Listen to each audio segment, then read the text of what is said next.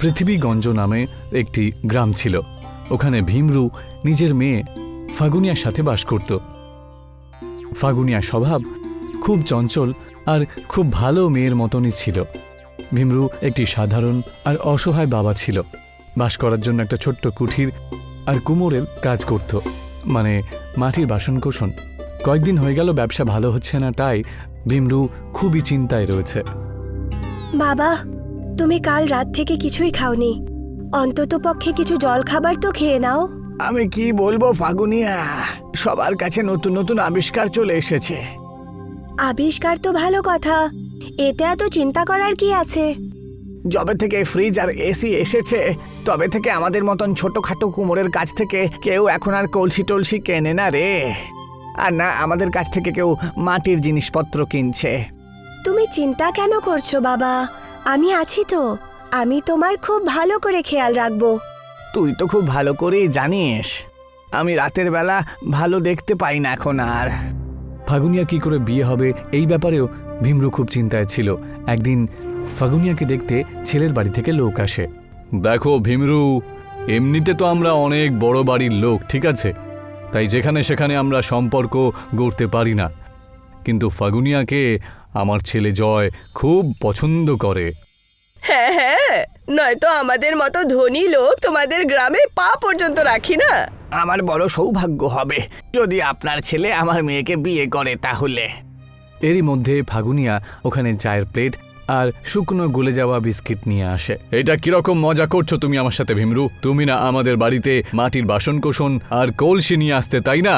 আরে সেই কারণেই তো আমাদের সাথে তোমার পরিচয় রয়েছে, আর এখন তুমি আমাদের সাথেই বাজে বিস্কিট আর নোংরা চা খাওয়াবে? সম্বন্ধী বাবু, আমাকে ক্ষমা করবেন, আমার বাড়িতে শুধু এইটুকু জিনিসই আছে। আসলে ব্যাপারটা হলো যে কয়েকদিন হয়ে গেল আমার দোকান ভালো চলছে না, তাই না? যদি আমরা তোমার বাড়িতে বরযাত্রী নিয়ে আসি তখনও কি তোমরা এই ধরনেরই জলখাবার দেবে? না বাবা না, আমি আমার ছেলের বিয়ে অন্য জায়গায় করিয়ে দেব। চলো গো। না, দয়া করে এমনটা করবেন না। দাঁড়ান বলছি, আমার মেয়ের সম্পর্কটা পাকা করে নিন, দাঁড়ান। ভীমরুর এতবার ডাক দেওয়া সত্ত্বেও ছেলের বাড়ির লোকেরা ওখানে দাঁড়ায় না, আর সেই শোকে ভীমরু কান্নাকাটি করতে থাকে। বাবা, তুমি কাঁদছই বা কেন?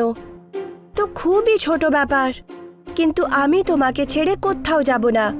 ছোটবেলা থেকেই মা না হওয়ার কারণে তুমিই তো আমাকে পালন পোষণ করে বড় করেছো না, তাই আমিও তোমাকে ছেড়ে কোথাও যাব না। আমাকে ক্ষমা করে দিও মা, আমি তোমাকে শান্তি সুখ কিছুই দিতে পারছি না, কিন্তু আমি তোমায় কথা দিচ্ছি তোমার বিয়েতে আমি কোনো খামতি রাখবো না। এই কথা বলে ভীমরু নিজের আটকে থাকা মাটির বাসনকোসনের টাকা আনতে যায়। সেখানেই ওর একজন পুরনো গ্রাহক, যে খুবই বড় লোক ছিল, ওর সাথে গিয়ে দেখা করে। বড় মালকিন, আমার মেয়ের বিয়ে আমি করাতে চাই, কিন্তু আমার কাছে যে পেট চালানোর মতো পয়সা নেই। ভীমরু, আমি তোমার কিভাবে সহায়তা করতে পারি? মাটির জিনিস এখন বেশিরভাগ গ্রামবাসীরা কেনেই না, তা সত্ত্বেও আমি চেষ্টা করব তুমি যাতে তাড়াতাড়ি টাকা পয়সা পাও আর তোমার ব্যবসা ভালো হোক, ঠিক আছে? যদি আপনার কাছে আরও কোনো কাজ থাকে তাহলে আমাকে বলুন না, আমি সেটাও করার জন্য তৈরি আছি। তাহলে ভীমরু, তুমি একটা কাজ করো না, এই সপ্তাহে আমার বড় মেয়ের বিয়ে আছে, তুমি ওখানে চলে আসো না। খাবার বানানোতে লোকেদের হেল্প করে দিও আর বাড়ির অন্যান্য কাজেও একটু সহায়তা করো। আপনার মন প্রাণ সত্যিই ভালো মালকিন, খুব ভালো। আর ঠিক সেরকমটাই হয়। ভীমরু ওখানে গিয়ে রাঁধুনিকে রান্না করতে সাহায্য করে। আরে ভীমরু, তুমি এখানে? আমি শুনেছি যে তোমার মেয়ের বিয়ের কথা নাকি ভেঙে গেছে। এখন আমি আর আপনাকে কি বলি, এই ধরে নিন যে যুবতী মেয়ে, মাথার উপরে চিন্তা, তাই না? এখন যদি খারাপ না পাও তাহলে নিজের মেয়ের বিয়ে তুমি আমার ছেলের সাথে কেন করিয়ে দিচ্ছ না? প্রবীণ তো তোমার মেয়ের সাথেই স্কুলে পড়তো, আর এখন তো খুব ভালো ছেলে হয়ে গেছে, শহরে ট্রাক চালানোর কাজ করে ও। সত্যি বলছো? যদি তাই হয় তাহলে দেরি করব কেন, যত তাড়াতাড়ি সম্ভব ব্যবস্থা করি। আমি পরের সোমবারেই তোমার বাড়িতে আসব, ঠিক আছে? ভীমরু এই কথায় খুবই খুশি হয় আর নিজের বাড়ি চলে যায়। দেখলে মা, আমি তোমাকে বলেছিলাম না যে আমি তোমার বিয়ে একজন সৎ আর বড় বাড়িতে করাবো। দেখলে আমি তেমনটাই করেছি। হালুয়াই কাকির সাথে দেখা হয়েছিল আর উনি আমাকে সমস্ত কথা বলে দিলেন। উনি আমাকে নিজের পৈতৃক বালাও দিয়ে দিয়েছিলেন। আমিও কত বোকা, তাই না? আমি তো ভুলেই গেছিলাম। তোমার আর ওরার তো বেশ ভালোই জমে, তাই না? বাবা, বিবাহ আর এই সব কিছু সমস্ত খরচা বহুল আর ঝামেলার জিনিস। আরে তুমি সেই নিয়ে চিন্তা করো না মা, আমি তোমাকে খুব ভালোভাবেই বিদায় জানাবো। কিন্তু এইবারে তোমার বিয়ে অবশ্যই হবে। কিন্তু আমাদের কাছে তো পালকির জন্যও টাকা নেই। আমি তো বলছি যে একটু অপেক্ষাই করে নি। কিছুদিনের মধ্যে অন্য কোনো ভালো ছেলে দেখে আমার বিয়ে করিয়ে দিও। নিজের মেয়ে ফাগুনিয়ার কথা শুনে ভীমরু সারা রাত ঘুমাতে পারে না। আরও ভোরবেলায় উঠে বাড়ির বাইরে গিয়ে জঙ্গলের মধ্যে দিয়ে যেতে শুরু করে। ঠিকই বলেছে ফাগুনিয়া, আমি ওকে পালকি করে বিদায় জানানোর ক্ষমতাও রাখি না। বিয়ে তো অনেক দূরের কথা, সম্পর্ক রেডি হয়ে গেছে আর বিয়ে সামনেই রয়েছে, আর কোনো জিনিসপত্র নেই। হ্যাঁ ঈশ্বর, আপনি কিছু একটু সাহায্য করুন। এই কথা বলে ভীমরু ঘন জঙ্গলের দিকে ঢুকে পড়ে। হ্যাঁ ঈশ্বর, এ কেমন অন্যায় করছেন আপনি আমার সাথে। আমার মেয়ের বিয়েটা আবার ভেঙে যাবে। দয়া করুন, দয়া করুন। ভীমরু হাউ হাউ করে ওই গাছের নিচে কাঁদতে শুরু করে। আর ওই গাছটা একটা মায়াবী রাক্ষসের ছিল, যে খিদের জ্বালায় ছটফট করছিল। ভীমরুকে দেখতে ও খুবই খুশি হয়। হ্যাঁ ঈশ্বর, যদি আপনি আমাকে সাহায্য না করেন তাহলে এখানে এই গাছের নিচে আমি নিজেকে শেষ করে ফেলবো। ভীমরুর যেই এই কথা বলা শেষ হয়ে যায়, সঙ্গে সঙ্গে ওই গাছের মধ্যে থেকে একটা বড় ভূত বেরিয়ে চলে আসে আর বলে, তোমাদের মানুষদের কিছুই বোঝা যায় না। এই তুমি কে? কথা বলতে পারছো কি করে? আমি যেই হই না কেন, ভালো হয়েছে যে তুমি এখানে এসেছো। এবার আমি তোমাকে খেয়ে ফেলবো। হ্যাঁ, খেয়ে ফেলো আমায়। এমনিতেই আমার জীবন জ্বলে পুরো ছারখার হয়ে গেল। কেন ভাই, এমন কি হলো? তখন ভীমরু ওই গাছওয়ালা ভূতটাকে সব কথা বলে শোনায়। সে কি ভাই, এ তো খুবই কষ্টের কথা দেখছি। তোমার মতন দুঃখী আত্মাকে খেলে আমি একদমই মজা পাবো না। আমিও কাঁদতে শুরু করে দেব। কিন্তু আমি তোমাকে একটা সাহায্য করতেই পারি। কি রকম সাহায্য? এই গাছের নিচে যে মাটিটা রয়েছে সেটা সাধারণ মাটি নয়, এটা হলো জাদুর মাটি। আমি যখন মানুষ ছিলাম তখন আমার এই সমস্ত সোনা এই মাটির তলায় লুকিয়ে রেখেছি। তুমি ওই মাটির তলা থেকে যা জিনিসপত্র বানাবে সেগুলো কিছুক্ষণের মধ্যেই সোনার হয়ে যাবে। ধন্যবাদ ভূত দাদা, আমি তোমার সাথে আবার দেখা করতে আসবো। ছিছি, এগুলো একদম করো না। যাও গে নিজের মেয়ের বিয়ে দাও তো। ভীমরু ওখান থেকে বেশ ভালো মাটি তুলে নিয়ে বাড়ি চলে যায় আর ওই মিটটির সাহায্যে খুব ভালো একটা আর খুবই সুন্দর একটা পালকি তৈরি করে, যেটা পুরোপুরি মাটির ছিল। বিয়ের দিন চলে আসে। রাধুনির ছেলে প্রবীণের সাথে ফাগুনিয়ার বিয়েও হয়ে যায়। ব্যাস, এবার শুধু বিদায় জানানোর পালা। সারা বিয়েটাতে ভীমরু শুধু একটা মাটির পালকি তৈরি করেছিল আর কতক্ষণে ওই পালকিটা সোনার হয়ে যায় সেই অপেক্ষা করছিল। আমার মাকে দেখতে কি সুন্দর লাগছে, কিন্তু ওই ভূত দাদার কথাটা সত্যি হলো না কেন? পালকিটা তো শেষ অবধি সোনার হওয়া উচিত ছিল, তাই না? বাবা, তুমি নিজের খেয়াল রেখো গো। এরই মধ্যে ফাগুনিয়ার পালকি বরযাত্রী লোকেরা তুলে নেয় আর ফাগুনিয়াকে বিদায় জানাতে শুরু করে দেয়। ভীমরুর চোখে জল আসতেই চলেছিল, তখনই পালকিটা সোনার হয়ে যায় হঠাৎ করে। আর এইসব দেখে গ্রামবাসীর লোকেরা পাগল হয়ে যায় একেবারে। দেখলে মা, এই উপহারটা আমি তোমাকে আমার তরফ থেকে দিলাম। আমি জানি ছোটবেলা থেকে আমি তোমাকে কোনোদিনও কোনো বড় উপহার দিইনি। এই সোনার পালকিটা এখন তোমার। এবার তুমি খুব ভালো করে সংসারটা করো মা, আর মাঝে মাঝে আমার সাথে দেখা করতে এসো মা। ওই সোনার পালকির কারণে ফাগুনিয়া শ্বশুরবাড়ির লোকেরা ওকে খুব ভালো রাখত। আর কয়েকদিনের মধ্যেই নিজের বাবা ভীমরুকে একটা বড় বাড়ি উপহার হিসেবে দিয়ে দেয় আর সবাই আনন্দে জীবন কাটাতে শুরু করে দেয়। প্রতাপগড় নামের একটা গ্রাম ছিল। ওখানে দানচন্দ্র একটা ছোট্ট অনাথ আশ্রম চালাতেন।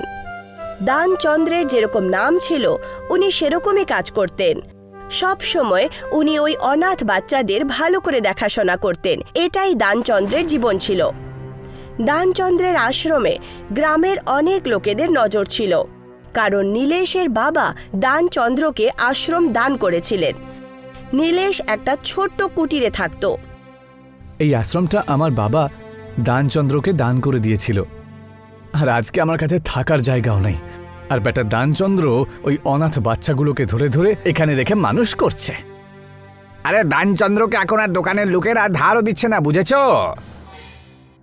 একে আমি এক্ষুনি সায়স্তা করতে চাই। এই আশ্রমে বিদ্যুৎ সরবরাহ আর জলের কানেকশন সব বন্ধ করিয়ে দেব। নীলেশ গিয়ে আশ্রমের কারেন্টের তার কেটে দেয়, আর আশ্রমে মুন্নি সমেত অনেকগুলো বাচ্চারা ক্ষুধার্ত ছিল। দাদা, আমি কাল রাতেও শুধু ভাতের সাথে জলই খেয়েছিলাম। আজকে না চাল আছে আর না জল আছে। ঝুমরি আর রোহনও কিছুই খায়নি। আমরা সকাল বিকাল একটু কার্টুন দেখে নিতাম, কিন্তু এখন তো লাইটও জ্বলে গেছে। জানি না আজকে সকাল থেকে জলের কি হলো, কারেন্টও নেই। তুই একদম চিন্তা করিস না মুন্নি, আমি গিয়ে তোর জন্য চাউমিন নিয়ে আসছি। চাউমিন? এটা তো আমার ফেভারিট। আমি আপনার অপেক্ষা করব দাদা। দানচন্দ্র সারা দিন এদিক ওদিক যায়, আর অবশেষে ও একটা বড় দোকান দেখতে পায়। দাদা, এখানে কি হচ্ছে? তুমি জানো না? আরে এখানে শহরের সবথেকে বড় বিজনেসম্যান এসেছেন, তাই ওনার আসার খুশিতে এখানে সবাইকে ভোজ খাওয়ানো হচ্ছে। সত্যি? আমিও কি খাবার খেতে পারবো? আর কিছু নিয়ে যেতে পারি কি? আর এখানে আমরা সেই জন্যই দাঁড়িয়ে আছি। এই বড়লোকদের খাবারটা হয়ে গেলেই আমাদেরকে ওনারা ডেকে নেবেন, তারপর আমরা ওখানে গিয়ে খাবার খাবো।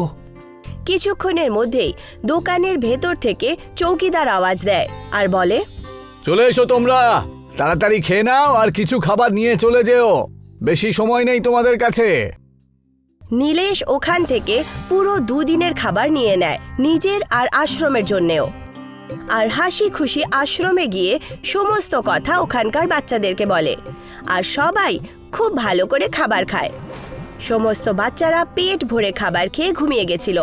আর সেই সময় ওখানে খুব জোরে তুফান চলে আসে। এই ঝড়ঝাপটাও কি আজকেই হতে হলো? এমনিতেই সমস্যার মধ্যে রয়েছি, তার মধ্যে এই ঝড়ঝাপটাটা আশ্রমের কাছেই আসে। জানি না কি যে হবে। সমস্ত বাচ্চাদের ঘুম ভেঙে গেছিল। সবাই ভয়ের চোটে আশ্রমের বাইরে এসে দাঁড়িয়ে পড়ে। তুফান এত তীব্র ছিল যে তার কারণে ওদের আশ্রম ভেঙে পড়ে যায়। হায় ঈশ্বর, আমাদের আশ্রম! হায় ঈশ্বর, এটা তুমি কি করলে? এই একটাই তো ঠাঁই ছিল আমার বাচ্চাগুলোর। দানচন্দ্র দাদা, আমার খুব ঘুম পাচ্ছে, এখন আমি কি করব? শান্ত হ মুন্নি, আমি তোকে অবশ্যই সাহায্য করব। রোহন, সবাইকে নিয়ে পাশের মন্দিরের দিকে চ। তুফান ওদের আশ্রমকে পুরোপুরিভাবে ভেঙে দিয়েছিল। দানচন্দ্র সমস্ত বাচ্চাদেরকে মন্দিরে ঘুম পাড়িয়ে দেয়, কিন্তু সেই রাত্রিবেলা দানচন্দ্র ঘুমোতে পারে না। যেইমাত্র সকাল হয়, ওখানে নীলেশ আর তার সাথী চলে আসে আর ওদেরকে বলে, দেখলে তুমি আমার অভিশাপ কেমন ভাবে তোমার উপরে লেগেছে?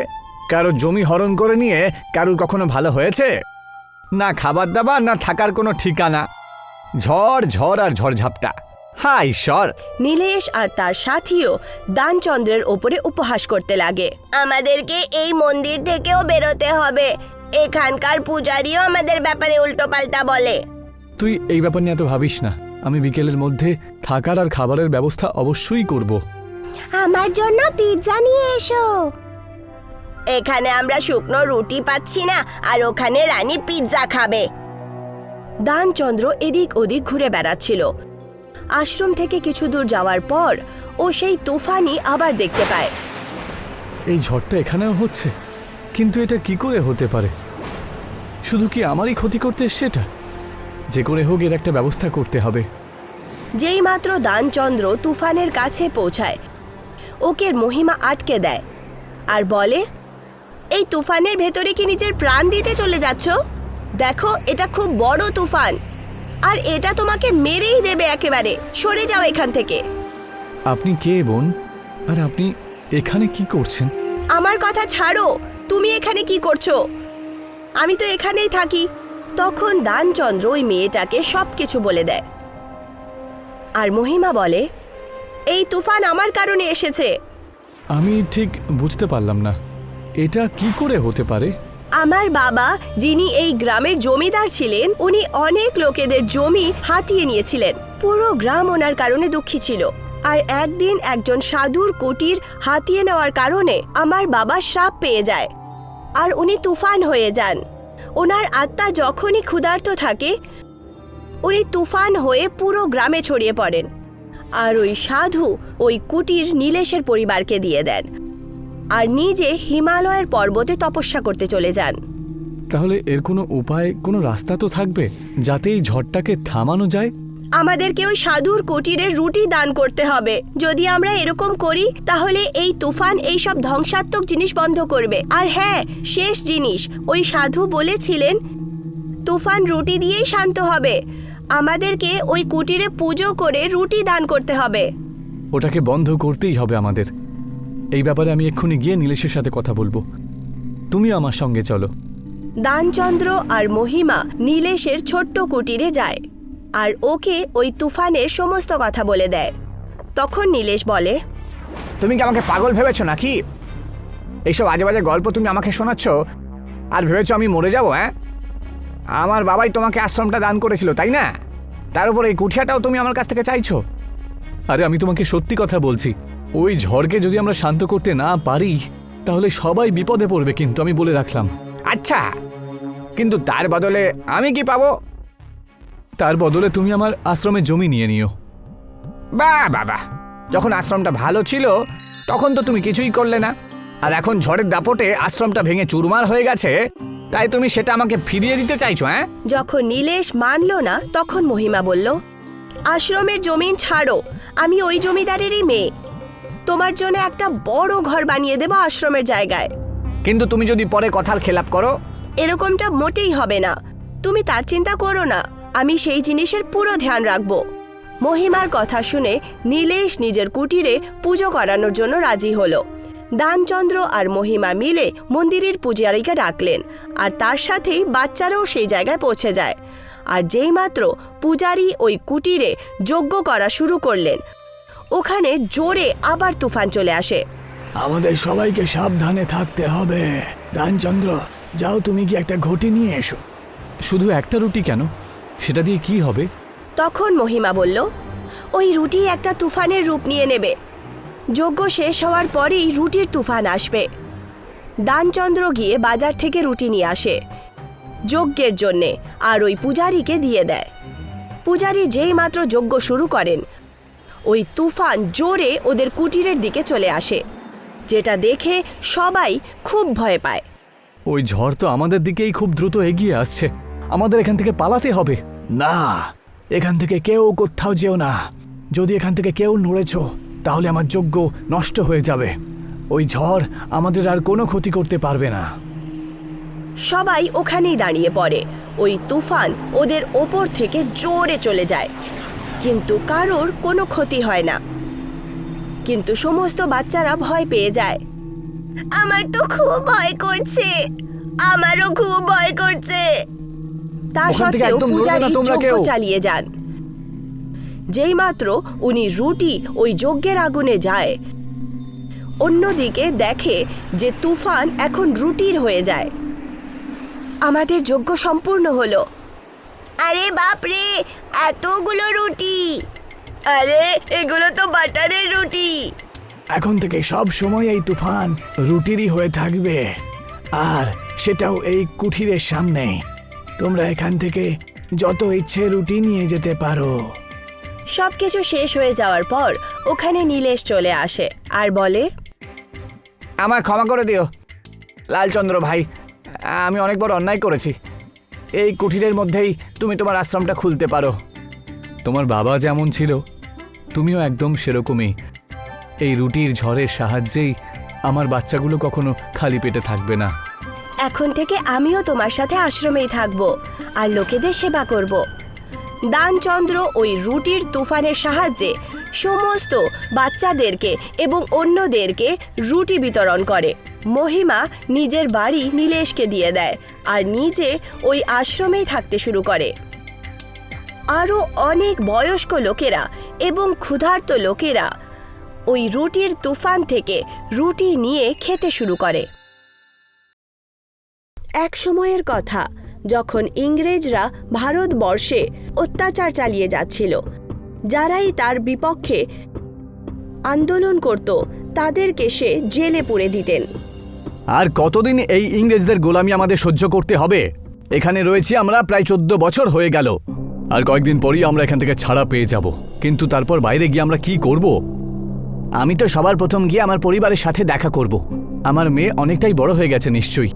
গত 14 বছর হয়ে গেল আমি ওকে দেখিনি। কমল আর কোরিয়া ইংরেজদের মিথ্যে আরোপের কারণে বন্দী হয়ে গেছিলেন।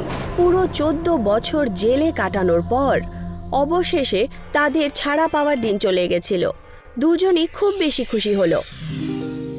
আমি আশা করছি যে তোমরা সবাই এবার থেকে ভালো থাকবে, আর তোমরা এটা আশা করো যেন আমাদের আর কখনো দেখা না হয়। কমল আর কোরিয়া জেল থেকে ছাড়া পেয়ে সঙ্গে সঙ্গে নিজের বাড়ি যায়। দুজনই একই গ্রামে থাকত। কমল নিজের পরিবার, নিজের মেয়ে পায়েলের সাথে দেখা করার জন্য খুশি খুশি যায়।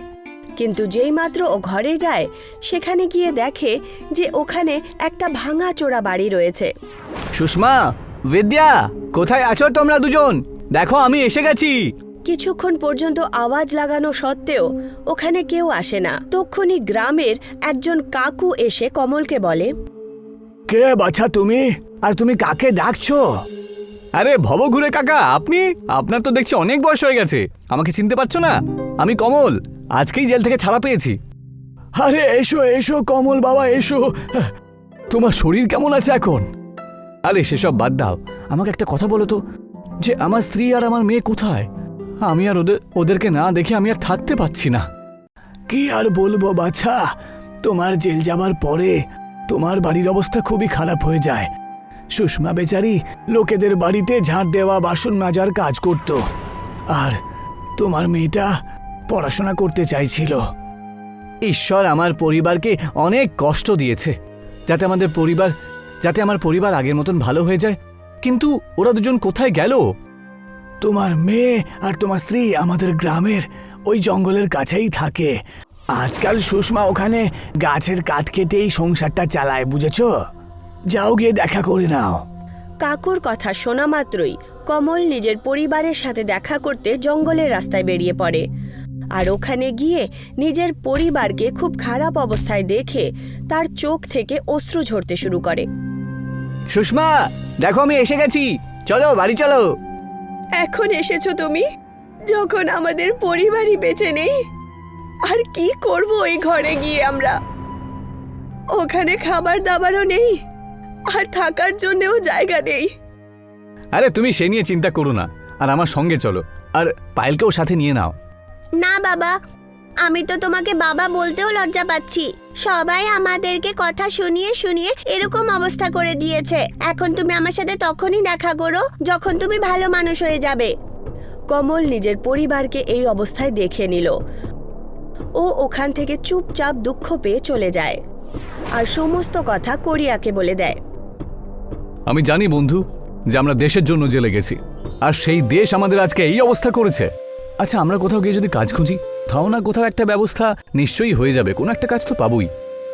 কমল আর কোরিয়া অনেক জায়গায় চাকরি খুঁজতে যায়, কিন্তু ওদের জেল যাওয়ার খবর শুনে ওদেরকে কেউ কাজ দিত না। সব জায়গাতেই আমরা ভালো করে খুঁজে নিয়েছি, কোথাও কোনো কাজ বাজ নেই। আমরা ওই দিকটা দেখি, ওখানে একটা ভোজনালয় দেখতে পাচ্ছি, গিয়ে দেখি না যদি কোনো কাজ আমরা পেয়ে যাই ওখানে। কমল আর তার বন্ধু ওখানে গিয়ে কাজ চাওয়ার চেষ্টা করে। তখন ওখানকার মালকিন ওদেরকে বলে, চলে যাও এখান থেকে, তোমাদের চোরের ওপরে কি করে ভরসা করব? এখানেও যদি কোনো লুটপাট করো তখন চলে যাও এখান থেকে। কোরিয়া আর তার বন্ধু ওখান থেকেও নিরাশ হয়ে ফিরে আসে। অনেক দিন পর্যন্ত চেষ্টা করার পরও ওদের হাতে কিছুই লাগে না। তখন কমল বলে, এই সব কিছু ওই জেলের জন্যই হচ্ছে। না আমরা জেলে যেতাম, না এসব কিছু হতো, তাহলে ওই জেলের কাছেই। কমল আর কোরিয়া ওই জেলের কাছে যায়, যেখানে তারা 14 বছর ধরে থাকত। আর ওখানে গিয়ে ওই ইংরেজ জেলারকে বলে, তুমি আমাদের শুধু 14 বছর জেলে পুরে রেখেছিল, আর সেই কারণে আমাদের কাছে এখন না কোনো কাজ আছে, আর না কোনো খাবার আছে, আর না আমাদের পরিবার। আরে পরিবারের লোক আমাদের সঙ্গে দেখা করতেই ভয় পাচ্ছে।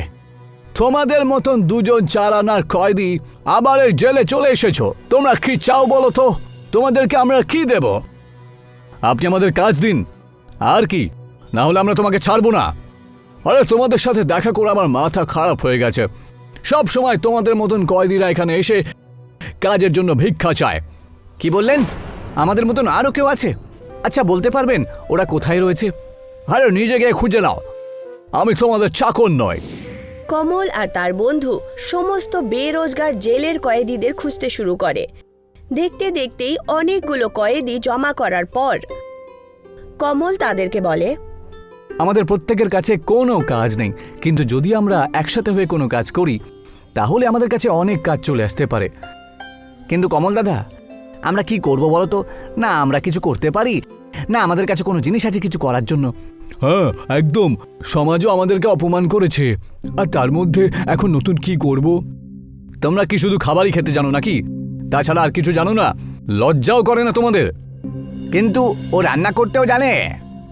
খাবারের কথা শুনে একটা কথা মনে পড়লো যে আমরা একটা হোটেল খুলতে পারি, তাহলে আমরা সবাইকে খাবার খাইয়ে টাকা রোজগার করতে পারি। না না, এইসব একদম করো না, আমি এতে তোমাদের সাথে নেই। কমল দাদা, আমরা চাল ডাল ধারে নিয়ে একটা হোটেল খুলতে পারি। আমাদের শুধু একটা জায়গার দরকার। আরে জায়গা চিন্তা করো না, আমাদের গ্রামের বাড়িগুলো কবে কাজে আসবে? আমরা আমাদের বাড়িতেই হোটেল খুলব। আমরা সবাই মিলে আমাদের হোটেলটা চালাবো, বুঝেছো? কোরিয়া আর তার বন্ধু মিলে কমলের বাড়িকে একটা জেলের মতো রেস্টুরেন্টে পরিবর্তিত করে, যেটা গ্রামের একদম কাছেই ছিল। সমস্ত কয়েদিরা গ্রামে গ্রামে গিয়ে নিজের জেল রেস্টুরেন্টের প্রচার শুরু করে। দেখতে দেখতেই কিছু সময় কেটে গেছিল।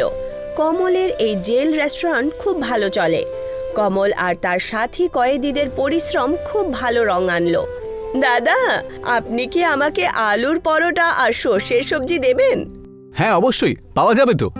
আপনি গিয়ে টেবিলে বসে পড়ুন। জেল রেস্টুরেন্ট আছে তার মানে এটা নয় যে তুমি আমাকে জেলের মতোই খাবার দেবে। মনে রেখো, আমি খেতে খুব ভালোবাসি।